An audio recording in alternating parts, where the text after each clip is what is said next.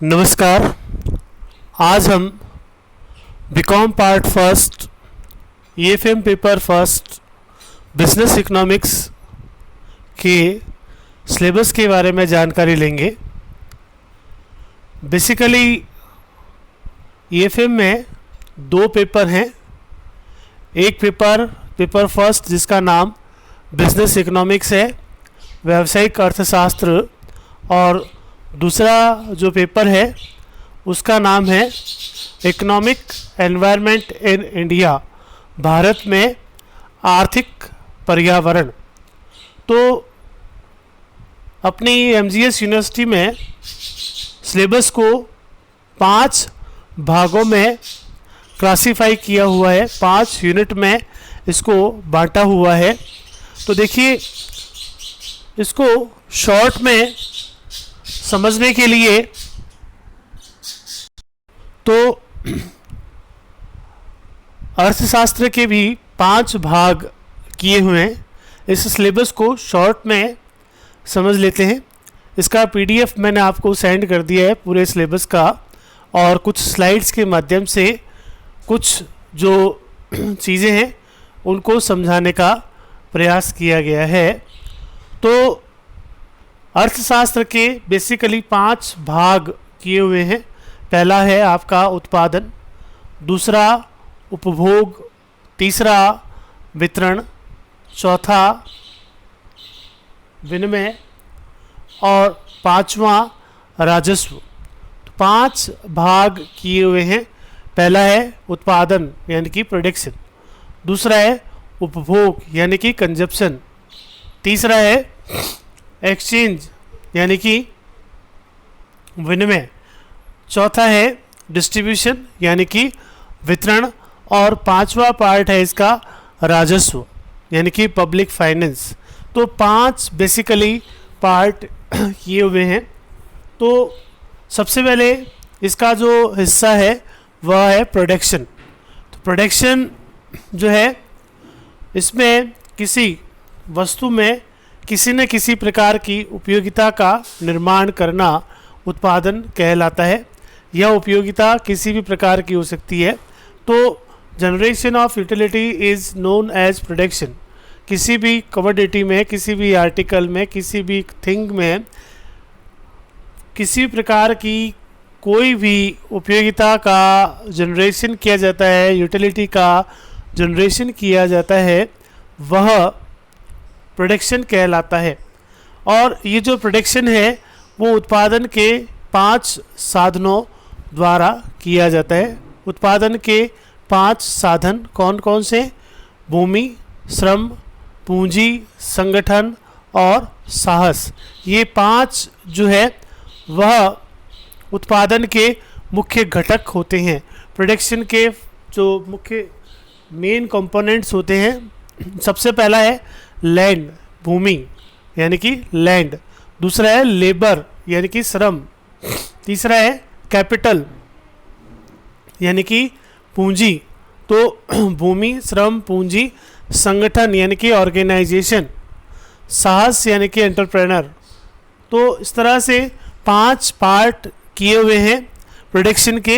इनके द्वारा जो है प्रोडक्शन किया जाता है।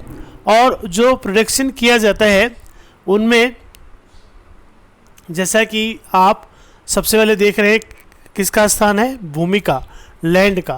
तो उत्पादन में भूमि के बारे में जानकारी यूनिट सेकंड में दी गई है। इसी प्रकार से श्रम में जनसंख्या इत्यादि के कुछ हिस्से हैं, उनके बारे में जानकारी यूनिट सेकंड में दी गई है। और इसी प्रकार से यूनिट सेकंड में ही पूंजी निर्माण, पूंजी क्या होती है, इन सब चैप्टर्स को शामिल किया हुआ है। तो इस प्रकार से उत्पादन के जो विभिन्न कंपोनेंट्स हैं, विभिन्न जो पार्ट है, उनको यूनिट सेकंड में हमने समझा है, हमने देखा है। तीसरा जो यूनिट है वह है कंजप्शन का यानी कि उपभोग, जो कि मैंने सेकंड पार्ट बताया था आपको। पहला है प्रोडक्शन यानी कि उत्पादन, दूसरा है उपभोग के बारे में जो विभिन्न चैप्टर्स हैं उनकी जानकारी यूनिट 3 में दी गई है। कंजप्शन के बारे में उपभोग का अर्थ क्या है? किसी भी वस्तु को कंज्यूम करना, उपभोग करना, उसकी जो उसके अंदर जो यूटिलिटी है उसको कंज्यूम करना उपभोग कहलाता है। और उपभोग में बहुत सारी चीज़ें हैं, जैसे उपयोगिता नियम है, यूटिलिटी एनालिसिस है, उपयोगिता के बारे में रूल्स बताए हुए हैं, नियम बताए हुए हैं, उनको समझाया हुआ है। इसी प्रकार से उपभोग में मांग और पूर्ति भी शामिल है। उपभोग में ही और भी चीज़ें जैसे उपयोगिता ह्रास नियम, सम सीमांत उपयोगिता नियम, उपभोक्ता की बचत, इस प्रकार के विभिन्न प्रकार के चैप्टर्स को जो है उपभोग सेक्शन में इंक्लूड किया हुआ है। तो इस प्रकार से उपभोग जो है कंजप्शन, उसे यूनिट 3 में समझा हुआ है, यूनिट 3 में बताया हुआ है। इसी प्रकार से नेक्स्ट है आपका एक्सचेंज। एक्सचेंज जिसका अर्थ होता है विनिमय। विनिमय सामान्यतया बाजार में होता है। विनिमय का अर्थ होता है लेन देन, लेना और देना, जो ट्रांजैक्शन होता है, लेन देन होता है, उसे आप विनिमय कहते हैं। तो किसी वस्तु को खरीदने के लिए हम किसी मुद्रा का त्याग करते हैं और वह वस्तु प्राप्त करते हैं, तो ये अपने आप में एक विनिमय है। पुराने समय में विनिमय जो है वस्तु के बदले वस्तु के माध्यम से भी विनिमय होता था। तो इस प्रकार से इस यूनिट में, यूनिट 4 में हम विनिमय के बारे में जानकारी लेंगे। विनिमय क्या होता है, विनिमय कहाँ होता है? विनिमय सामान्यतः बाज़ार में होता है। तो बाज़ार क्या है? बाज़ार का क्लासिफिकेशन, बाज़ार प्रतियोगिता के आधार पर जो है उसके अंदर पूर्ण प्रतियोगिता बाज़ार, अपूर्ण प्रतियोगिता बाज़ार, एकाधिकार बाज़ार, मूल्य विभेद, इस प्रकार की चीज़ों को हम इसमें समझेंगे, जिसमें perfect competition, imperfect competition, monopoly and price discrimination etcetera, जो कुछ चैप्टर्स हैं, मार्केट के बारे में कुछ चैप्टर्स हैं, इनको हम एक्सचेंज सेक्शन में, विनिमय सेक्शन में समझेंगे।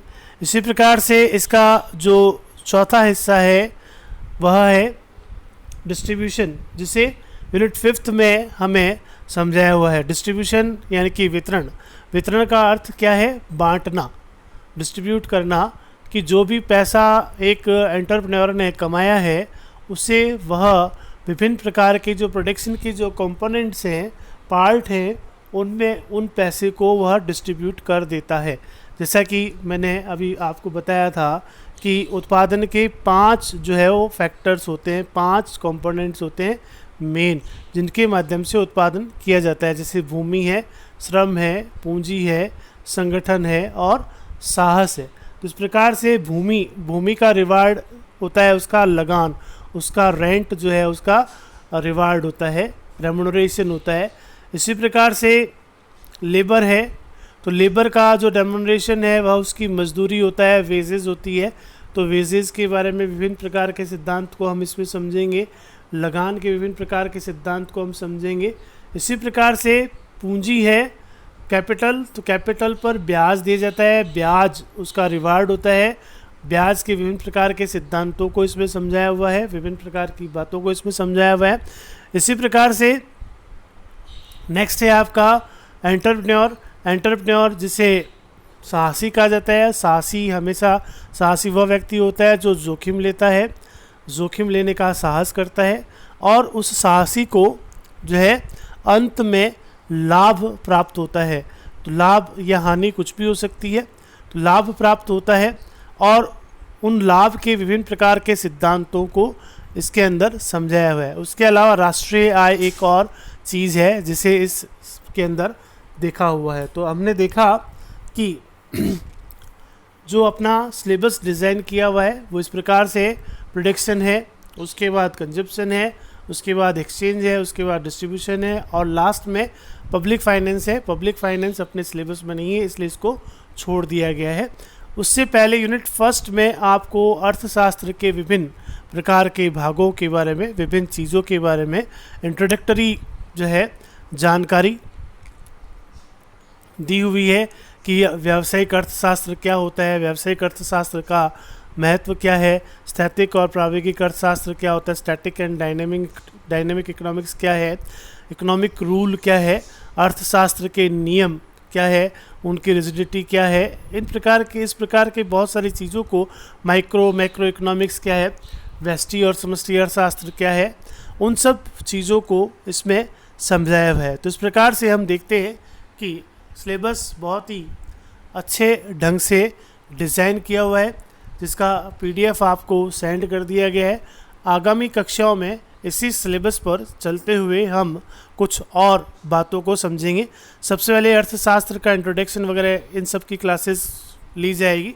उसके बाद आपको आगे जो है धीरे धीरे विषय में प्रवेश करना बताएंगे कि किस प्रकार से आप विषय में प्रवेश करेंगे और किस प्रकार से आप जो है इसको देखेंगे। तो लगातार जो है बने रहिए, लगातार देखते रहिए, और कोई भी आपके पास अर्थशास्त्र की बुक होनी चाहिए बेस के रूप में, ताकि आप इन सब चीज़ों को बारीकी से समझ सकें। और इसके अलावा आपको पीडीएफ वगैरह जो है सेंड किया जाएगा, तो आप आसानी से अपने नोट्स भी है उनके माध्यम से बना सकते हैं, देख सकते हैं। तो आज के लिए इतना ही, धन्यवाद। आगामी कक्षा में आपको इसके बारे में और जानकारी दी जाएगी। धन्यवाद।